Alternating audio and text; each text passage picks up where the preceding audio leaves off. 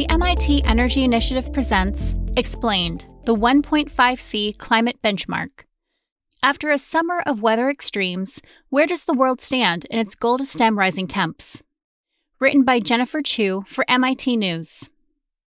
The summer of 2023 has been a season of weather extremes.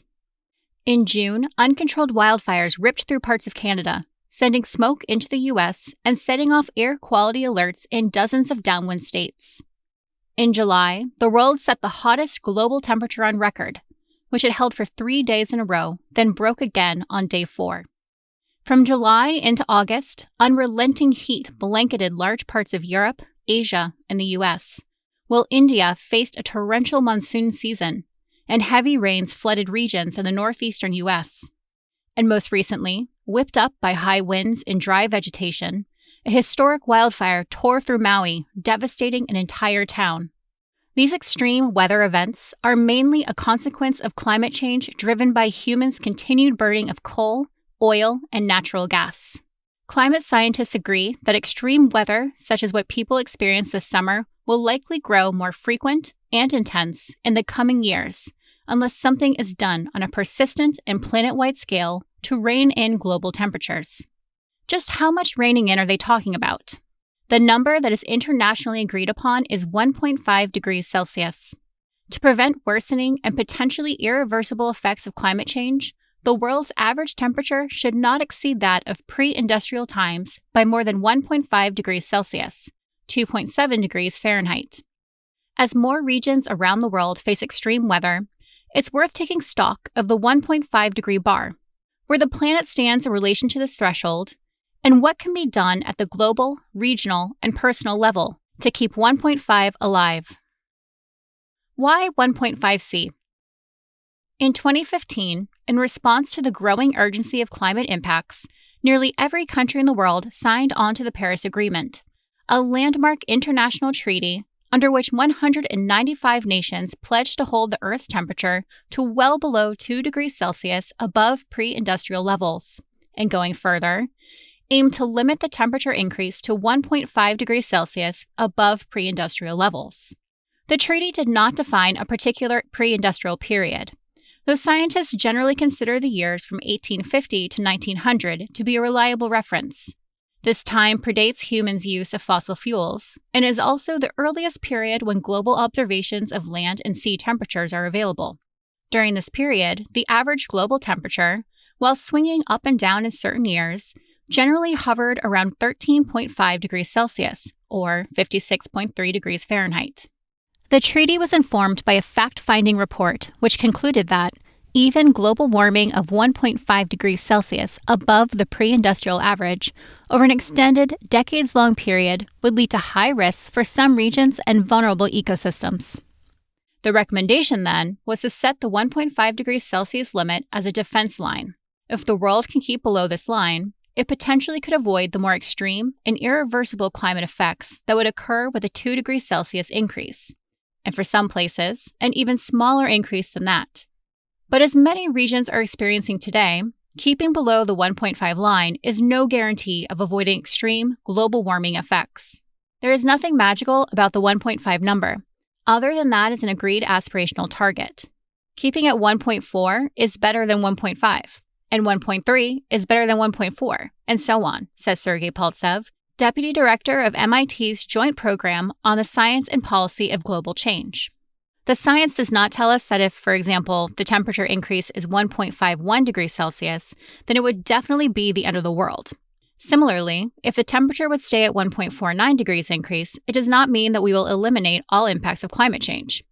What is known, the lower the target for an increase in temperature, the lower the risk of climate impacts. How close are we to 1.5C? In 2022, the average global temperature was about 1.15 degrees Celsius above pre-industrial levels. According to the World Meteorological Organization, WMO, the cyclical weather phenomenon La Niña recently contributed to temporarily cooling and dampening the effects of human-induced climate change. La Niña lasted for 3 years and ended around March of 2023. In May, the WMO issued a report that projected a significant likelihood, 66%, that the world would exceed the 1.5 degrees Celsius threshold in the next 4 years. This breach would likely be driven by human-induced climate change, combined with a warming El Niño, a cyclical weather phenomenon that temporarily heats up ocean regions and pushes global temperatures higher. This summer, an El Niño is currently underway, and the event typically raises global temperatures in the year after it sets in, which in this case would be in 2024. The WMO predicts that for each of the next 4 years, the global average temperature is likely to swing between 1.1 and 1.8 degrees Celsius above pre-industrial levels. Though there is a good chance the world will get hotter than the 1.5 degree limit as a result of El Niño, the breach would be temporary, and for now would not have failed the Paris Agreement, which aims to keep global temperatures below the 1.5 degree limit over the long term, averaged over several decades rather than a single year. But we should not forget that this is a global average, and there are variations regionally and seasonally, says Elfati Eltahir, the H.M. King Bhumipol Professor and Professor of Civil and Environmental Engineering at MIT. This year, we had extreme conditions around the world, even though we haven't reached the 1.5C threshold. So, even if we control the average at a global magnitude, we are going to see events that are extreme because of climate change. More than a number. To hold the planet's long-term average temperature to below the 1.5 degree threshold, the world will have to reach net zero emissions by the year 2050, according to the Intergovernmental Panel on Climate Change, IPCC. This means that, in terms of the emissions released by the burning of coal, oil, and natural gas, the entire world will have to remove as much as it puts into the atmosphere. In terms of innovations, we need all of them, even those that may seem quite exotic at this point, fusion, direct air capture, and others, Peltsev says. The task of curbing emissions in time is particularly daunting for the United States, which is second only to China in generating the most carbon dioxide emissions in the world. The U.S.'s burning of fossil fuels and consumption of energy is just way above the rest of the world. That's a persistent problem, Eltahir says. And the national statistics are an aggregate of what a lot of individuals are doing.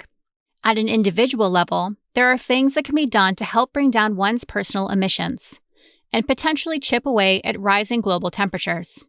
We are consumers of products that either embody greenhouse gases, such as meat, clothes, computers, and homes, or we are directly responsible for emitting greenhouse gases, such as when we use cars, airplanes, electricity, and air conditioners, Peltsev says. Our everyday choices affect the amount of emissions that are added to the atmosphere. But to compel people to change their emissions, it may be less about a number and more about a feeling.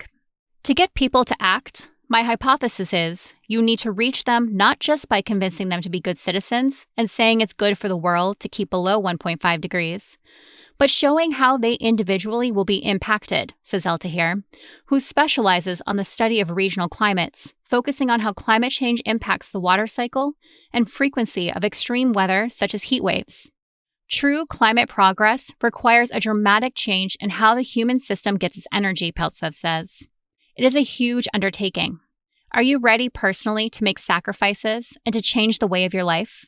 If one gets an honest answer to that question, it would help to understand why true climate progress is so difficult to achieve.